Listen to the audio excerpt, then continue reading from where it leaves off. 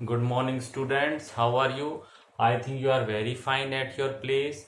Now, today, beta, I'm going to teach history, chapter number the Central Islamic World, Islamic land. In this chapter, I'm going to take the topic learning and culture. बेटा in this topic जो इस्लाम जो religion था उसमें किस type की books वगैरह peoples ने लिखी, किस टाइप्स के वो कल्चर को प्रेजेंट करते थे, दूसरे पीपल से वो क्या सीखते थे, उनको वो क्या इंफॉर्मेशंस वगैरह देते थे, नॉलेज वगैरह देते थे। अपन इस चीज के बारे में चल रहा था। तो ये जो कल्चर था इसमें इस्लाम के साथ साथ में सूफीज्म के बारे में अपन ने बताया।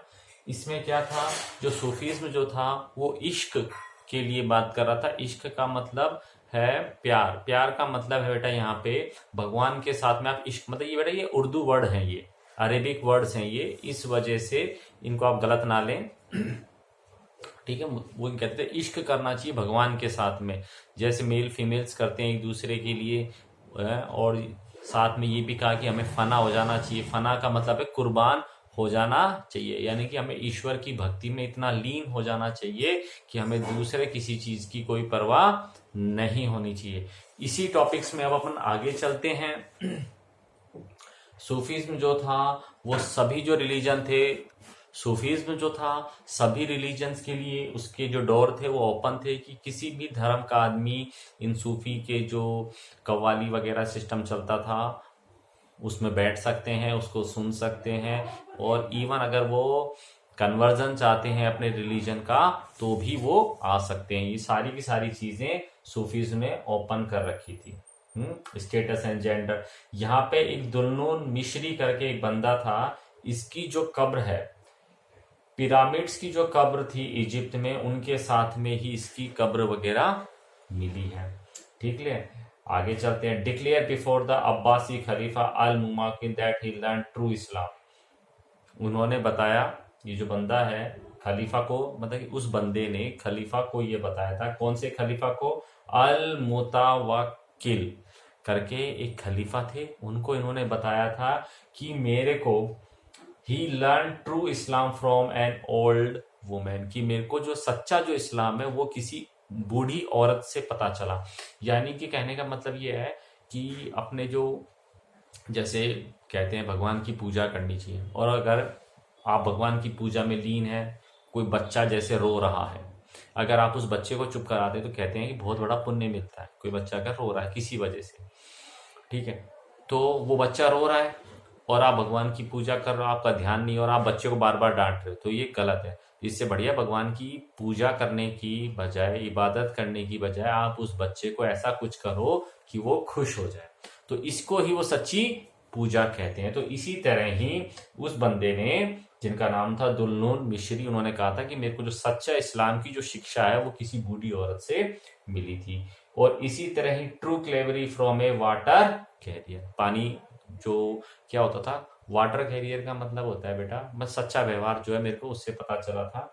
मतलब वाटर कैरियर का मतलब जैसे अपने यहाँ पे प्याऊ लगाते हैं, तो वहां पे ही अरब जो कंट्रीज होते हैं उनमें क्या होते हैं, लोग बाग अपने कंधे के ऊपर एक जैसे टायर होता है ना, टायर होता है, ट्यूब होती है, उस ट्यूब को ले लेते हैं, गले में डाल लेते हैं और उसमें पानी भर के लोगों को डोर टू डोर जाके, जैसे मार्केट में चले गए तो मार्केट में हर पर्सन के पास जाएंगे, वैसा पानी पीना है क्या, तो ये जो काम होते हैं। By making religion more personal and less institutional, Sufis gain popularity and pose a challenge to orthodox Islam. ये क्या कहते थे, ये रिलीजन को पर्सनल मैटर मानते थे कि मुझे भगवान की भक्ति करनी है, ना कि इंस्टीट्यूशनल बनाना है। यानी कि मुझे भगवान की भक्ति करनी चाहिए, ना कि मुझे मॉस्क मंदिर वगैरह पे पैसा खर्च करना चाहिए, मेरे को लोगों की हेल्प वगैरह करनी चाहिए। जो सूफीज्म जो था इसी वजह से ज्यादा पॉपुलर हुआ इस्लाम के मुकाबले। ऑर्थोडॉक्स इस्लाम को मतलब इस्लाम जो था पुराने रीति रिवाजों पे चल रहा था, उसको कोई मतलब नहीं था क्या सही है क्या गलत है, वो तो लोगों से ये चाहता था कि लोग बाग दान पुण्य करें, मंदिरों सॉरी मस्जिद में ज्यादा से ज्यादा डोनेट करें। अब वो जो बंदा है डोनेट के लिए उनको मोटिवेट करते थे, उन पे प्रेशर बनाते थे कि भी आप ज्यादा से ज्यादा चंदा डोनेट करो, उनको कोई मतलब नहीं था ये पैसा कहाँ से आ रहा है। ठीक है, इसी वजह से सूफीज्म ज्यादा पॉपुलर हुआ। An alternative vision of God and the universe was developed by Islamic philosopher and scientists under the influence of Greek philosopher. इसके साथ में ही भगवान के बारे में उनके क्या विजन थे, हैं इस्लामिक जो फिलोसफर हैं, दार्शनिक हैं, वो क्या कहते हैं, तो उन्होंने इस चीज को साइंटिफिक बनाने के लिए जो ग्रीक फिलोसफर थे उनकी हेल्प ली। यानी कि जैसे डिफरेंट रीजन्स वगैरह होते हैं, जैसे मैं आपको एग्जांपल दूंगा, अपने दिवाली पे दिए जलाते हैं, इसके पीछे एक साइंटिफिक रीजन ये है कि दिवाली के आसपास क्या होता है, मच्छर मक्खी थोड़ी ज्यादा हो जाते हैं, तो अपन दीपक जलाएंगे तो मच्छर मक्खी जो है उस दीपक के आसपास आएंगे और आके वो जल जाएंगे। तो एक साइंटिफिक एक रीजन हुआ। तो इसी तरह ही यह जो मुस्लिम जो है अपने रिलीजन को भी साइंटिफिक बनाने की कोशिश कर रहे थे। During the 7th century, remnant of late Greek culture could still the found in the Byzantine and Sassanid Empire। यह जो इस्लामिक जो था यह उस टाइम पीरियड में 7th century बेंजेंटाइन और सनसनी एम्पायर तक में भी फैला हुआ था। Although they were slowly dying, और धीरे धीरे यह जो ग्रीक जो कल्चर था उस टाइम पीरियड में वो खत्म हो गया। अब आगे चलते हैं। In the school of Alexandria, Syria and Mesopotamia, ये एक स्कूल थे इन रीजन में, और ये कब थे, एलेक्जेंड्रा जो एम्पायर था उस समय की अपन बात कर रहे हैं। इसमें क्या था, ग्रीक फिलोसफर जो थे mathematics and medicine were taught along the other subject. यानी कि एलेक्जेंडर एम्पायर के टाइम पीरियड में एलेक्जेंड्रा, सीरिया और मेसोपोटामिया जो रीजन थे, इन रीजन में रिलीजन की एजुकेशंस के साथ साथ में लोगों को साइंटिफिक एजुकेशंस भी दी जाती थी, जैसे मैथमेटिक्स और मेडिसिन के बारे में भी समझाया जाता था। इसी तरह ही उमायद और अब्बासिद खलीफा, याद है बेटा उमायद कौन थे, पहले 4 खलीफा थे, 4 खलीफा के बाद में उमायद ने उनको डिस्प्लेस कर दिया और उमायद को बाद में अब्बासिद ने डिस्प्लेस कर दिया। डिस्प्लेस करने के लिए अब्बासिद ने दावा नामक का एक मूवमेंट चलाया था। बेटा जैसे भी कोई वर्ड्स आए इनको बार बार आप रिपीट कर लिया करो, ठीक है। उमायद और जो अब्बासिद खलीफा थे उन्होंने भी ग्रीक और सीरिया बुक का अरब लैंग्वेज में ट्रांसलेशंस करवाया था क्रिश्चियन स्कॉलर के जरिए। ठीक बेटा, इसको चैप्टर को 2-3 टाइम्स आप खुद भी रीड करोगे तब समझ में आएगा। मैंने एक बार समझा दिया, या एक काम करा करो, एक एक टॉपिक पढ़ लिया करो और फिर मेरे वीडियो चला के देख लिया करो, अच्छा समझ में आए, ठीक है। Translation become a well organise activity under al Mamun. Question आ सकता है कि जो ट्रांसलेशन जो सिस्टम था किसके टाइम पीरियड में बहुत अच्छा था, तो अल मामून के टाइम पीरियड में बहुत अच्छा था। Who support the library come institution of science, वो लाइब्रेरी भी चलाता था और जो लाइब्रेरी में मोस्टली जो बुक थी साइंस से रिलेटेड होती थी। In Baghdad where the scholar work, यहाँ पे स्कॉलर जो है काम वाम करते थे। द वर्क ऑफ एरिस्टोटल, बेटा ये डिफरेंट टाइप के उस टाइम पीरियड में फिलोसफर हुए थे, उनकी बुक्स को पढ़ना। जो बेटा हर आपने साइंस में हिस्ट्री में पढ़ा होगा, जितने भी रेवोल्यूशंस हुए हैं उनके पीछे इन्हीं फिलोसफर का हाथ होता है। ये लोगों को अलग प्रकार की शिक्षा देते हैं जिसकी वजह से वो इम्प्रेस हो जाते हैं।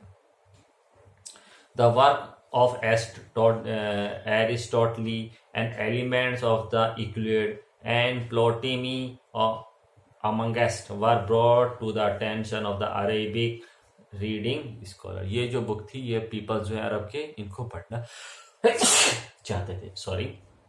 इंडियन वर्क साथ साथ में इन लोगों ने इंडियन का जो काम था, इंडियन पीपल ने जो बुक्स वगैरह लिखी थी एस्ट्रोनॉमी के ऊपर, मैथमेटिक्स और मेडिसिन के ऊपर, उनका भी ट्रांसलेशन किया गया अरेबिक में ड्यूरिंग द सेम पीरियड। इसी टाइम पीरियड में इनका भी ट्रांसलेशन किया गया। These work reach Europe and kindled interest in philosophy and science। और फिर यही काम आगे चल के यूरोप वगैरह में भी चला गया। आगे चलते हैं। The study of new subject promote critical inquiry and had a profound influence on Islamic intellectual.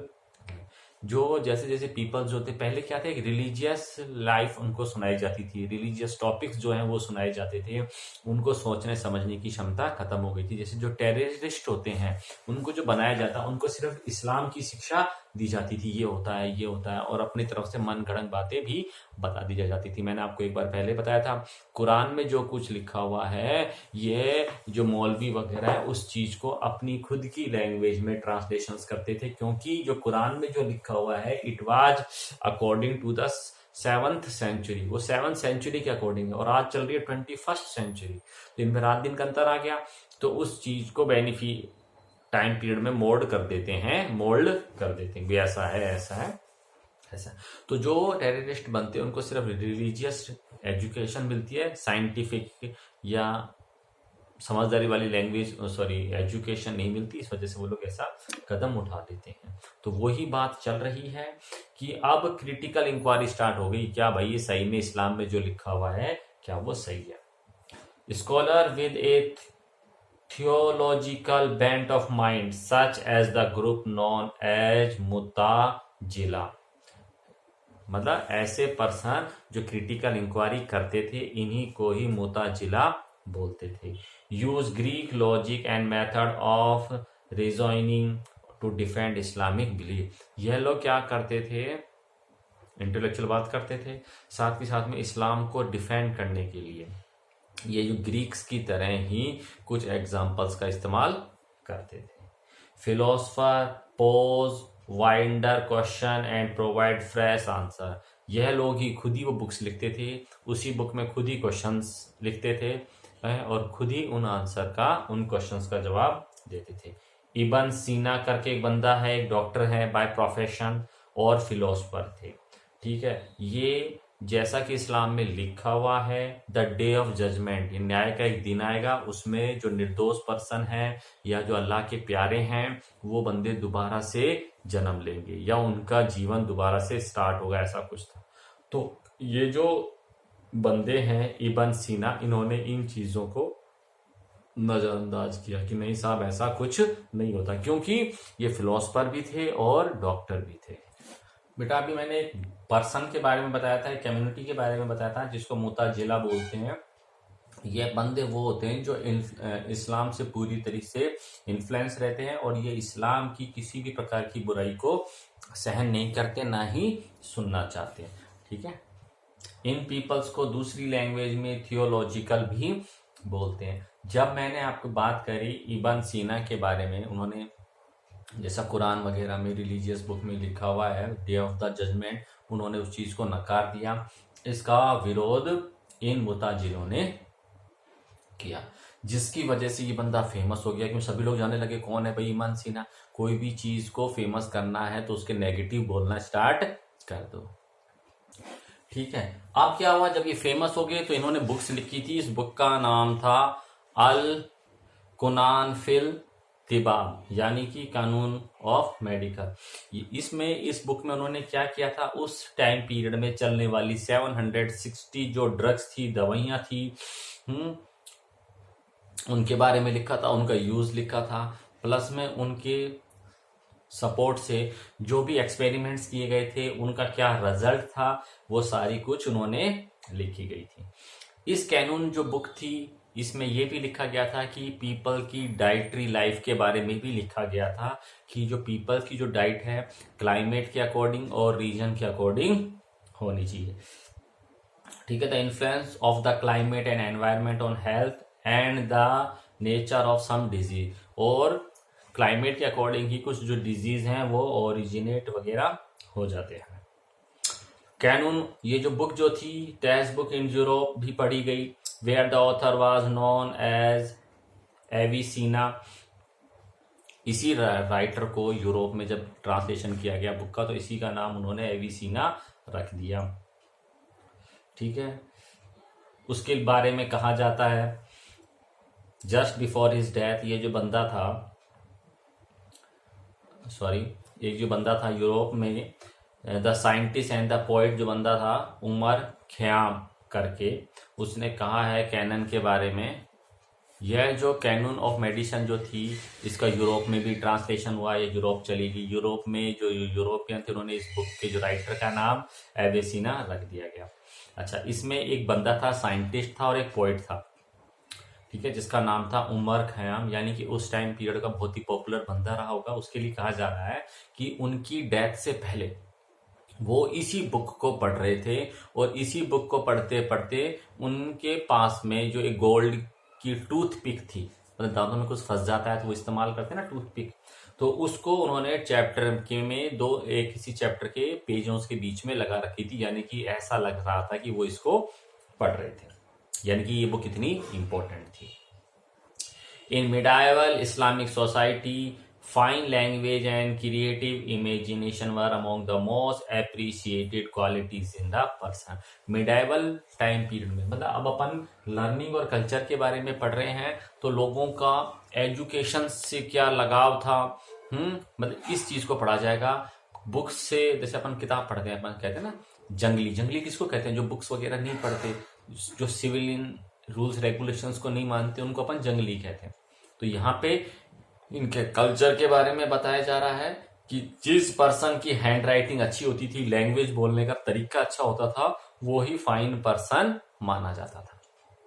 ठीक है, आज अपन किसी पर्सन को कैसे जज करते हैं? अपन उसके क्लॉथ से उसको जज करते हैं, और उस टाइम पीरियड में उस पर्सन की बढ़ाई होती थी जिसको fine language and creative imagination हो, उसकी काल्पनिक शक्ति बहुत अच्छी हो। काल्पनिक शक्ति अच्छी होगी तो वो बुक्स अच्छी लिख पाएगा। This quality raise a person communication to the level of अदब, तो इसी को ही लेवल ऑफ अदब कहा जाता था, यानी कि बोलने का कहते हैं ना आदमी, इसको तो बड़ा तहजीब है, इसको बड़ा अदब वाला इंसान है, समझदार इंसान है, ऐसे। A term which imply literary and culture refined. Other form of expression include poetry and prose. अदब के जरिए ही, जब उसको में लैंग्वेज बोलना अच्छी आएगी, उसको है इमेजिनेशन पावर अच्छी होगी, तो जब वो बुक लिखेगा तो गद और पद जानते होंगे हिंदी में होता थी पहले, वो अच्छा इस्तेमाल वो कर पाएगा। एंड यूज व्हेन द, ठीक है, और गद और पद में कोई चीजों को ढंग से, जैसे कविताएं हैं, कवि क्या करता है, सिंपल कोई लाइन, कोई भी घटना हुई, उसको वर्ड्स के कॉम्बिनेशन से इंपॉर्टेंट बना देता है उसको। ठीक है, तो यूं कहा गया था, गद और पद में ये लोग कविताएं लिखते थे और उन कविताओं को याद रखते थे, और जब जरूरत पड़ती थी, अवसर आते थे, अपॉर्चुनिटी मिलती थी, तो उनको वो सुनाते थे। The most popular poet composite of pre Islamic origin वादा अदब, प्री इस्लामिक पीरियड से, इस्लामिक पीरियड से पहले कुछ कविताएं लिखी गई थी जिनको ये कहा था develop by the poet of the Abbasid period to glorify the achievement of their patron, और फिर अब्बासिद के टाइम पीरियड में उन्होंने पैट्रन किया, संरक्षण किया कविताएं लिखने वाले लोगों का। पोएट ऑफ पर्शियन ओरिजिन रीविटलाइज, यानी कि regenerate and re invented Arabic poetry and challenge the culture हेगोमनी of the Arab. जब अब्बासिद्स आ गए तो उन्होंने क्या किया, अपने कल्चर को ज्यादा से ज्यादा स्प्रेड करने के लिए उन्होंने इन पोएट्री वगैरह की, जो पोइट्स वगैरह होते हैं, कवि वगैरह होते हैं, इनकी हेल्प ली, और इनको कहा कि आप भी अच्छा कल्चर में किताबें वगैरह लिखें। और जो उस टाइम पीरियड में अरब कल्चर जो इन्फ्लुएंस में था, उसकी इंपॉर्टेंस को कम करने के लिए उन्होंने ऐसा किया। इसी तरह से एक अबू नोवस करके 815 में एक बंदा था, who was a Persian origin का था, broke new ground by composing classical poetry new theme such as wine and male love. इस बंदे ने उस टाइम पीरियड में जो बुक्स वगैरह चल रही थी, पीपल जो पढ़ने का जो तरीका था, उसमें नया इन्वेंशन किया। अब इन्होंने शराब के बारे में और मेल लव के बारे में बुक्स लिखना लग गए। ठीक है, मतलब लोगों को कोई चीज अलग मिलती है तो उसका एडवर्टीजमेंट ज्यादा होता है।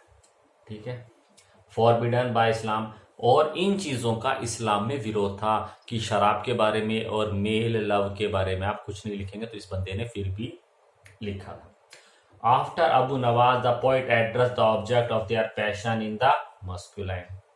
अबू नवाज के बाद में लोग बाग मर्दानी शक्ति वगैरह के बारे में भी कविताएं लिखने लग गए। ठीक है, और उस कविताओं में जब वुमेन्स के कोई वर्ड्स आते थे, उन वुमेन्स के वर्ड को रिप्रेजेंट करने के लिए मेल वर्ड का इस्तेमाल किया जाता था। और उन्होंने बिल्कुल वैसा ही कहा कि सूफीज जो थे उन्होंने भी इन वर्ड्स का इस्तेमाल किया, जैसे कि देखो मैं एक एग्जांपल दे रहा हूँ, लिखा हुआ भी है, जैसे कि शराब पीने के बाद में आदमी मस्त हो जाता है, है उसी में ही फना हो जाता है, उसको कोई सुध बुध नहीं रहती कि वो कहाँ पे है। तो उसी तरह ही हमें भी भगवान से जो इश्क है वो इस तरीके से ही करना चाहिए कि हम उसकी सुध बुध में खो जाएं। इस तरह के उन्होंने एग्जाम्पल्स दिए। अच्छा, अब उस टाइम पीरियड की बात करते हैं जब अरब ने ईरान पे अटैक किया। उस टाइम में जो पहलवी जो लैंग्वेज थी है वो एंशियंट ईरान की इम्पोर्टेंट लैंग्वेज मानी जाती थी। और जब अरब ने उनके ऊपर अटैक किया तो वो धीरे धीरे पहलवी जो लैंग्वेज है उसको डिक्रीज होने लग गई, उसकी इंपॉर्टेंस डिक्रीज होने लग गई। इसके बाद में version of Pahlavi known as new Persian with a huge Arabic vocabulary soon develop. और उसके बाद में एक नया वर्जन आया उस पहलवी लैंग्वेज का जिसको न्यू पर्शियन बोला गया, और इसमें बड़े लेवल के ऊपर huge amount of Arabic vocabulary इसमें इस्तेमाल की गई। बेटा अपन लर्निंग और कल्चर के बारे में पढ़ रहे हैं कि इन लोगों ने एजुकेशन के फील्ड में क्या क्या किया, कैसी लैंग्वेज इस्तेमाल करते थे, उस लैंग्वेज को इन्होंने कैसे डेवलप किया, किस किस प्रकार के राइटर्स आए उस सोसाइटी में, और जो राइटर्स आए उन्होंने क्या क्या सोसाइटी के बारे में लिखा। ये सारी चीजें अपन रिप्रेजेंट कर रहे हैं। अच्छा, आगे चलते हैं। द फॉर्मेशन ऑफ द सल्तनत in Khurasan and Transoxiana took new Persian to great culture height. अब यह जो एरिया जो थे सल्तनत टाइम में खुरासन और ट्रांसोजीना, इसमें जो न्यू पर्शियन जो थी, पर्शियन जो लैंग्वेज थी वो काफी डेवलप हुई। अच्छा, इसी तरह है सामानिद जो कोर्ट थी उसमें एक पोइट थे रदुकी, उसको भी father of new Persian poetry कहा जाता है। यानी कि उन्होंने भी, रदुकी जो बंदा था उसने भी इस न्यू पर्शियन लैंग्वेज को डेवलप करने में काफी मेहनत करी है, काफी अपना सपोर्ट दिया। Which include new form such as the short lyric poem. और उन्होंने एक नई प्रकार की इन्वेंशन करी पोइट्री में, उन्होंने शॉर्ट लिरिकल पोएम लिखी, गजल्स वगैरह लिखी। क्वाट्रेन यानी कि रुबाई, पॉपुलर नाम था रुबायत, यानी कि इसमें रुबायत का मतलब क्या था, इसमें 4 लाइनों में कविता लिखी जाएगी, जो 2 लाइन है वो बेस बनाएगी उस कविता का, ठीक है। The third is finally pose, फिर जो थर्ड है वो कुछ स्टेज तक पहुंचेगी, और जो 4th लाइन है डिलीवर द पॉइंट, वो बात को बताएगी, ठीक है। तो इस प्रकार की आने लग गई। जैसे दुनिया पूजे पहाड़ तो मैं पूजूं पत्थर, नहीं, दुनिया पूजे पत्थर तो मैं पूजूं पहाड़, सुना होगा कविता। तो इसका मतलब क्या हुआ, तो इन चीजों को रिप्रेजेंट, 2 तो बेस बनाएंगी, थर्ड में तो ऐसा ही होगा, 4th से उसका अंतर अर्थ निकलेगा, ठीक है। The subject matter of the रुबाई इज अनरेस्ट्रिक्टेड था, यानी कि आराम से सारी चीजें लिखते थे। It can be use to express the beauty of a beloved, ये इसके जरिए बी लव्ड, प्रेज और पैट्रॉन को रिप्रेजेंट करते थे, और express the thought of the philosopher. रुबाई reach it zenith in the hand of Umar Khayyam. Umar Khayyam के टाइम पीरियड में यह जो रुबाई है बहुत ऊंचाइयों तक पहुंची थी। अच्छा, एक बात बताओ, क्या आपने उमर खयाम जो वर्ड है पहली बार पढ़ा है या इससे भी वर्ड कभी आया था?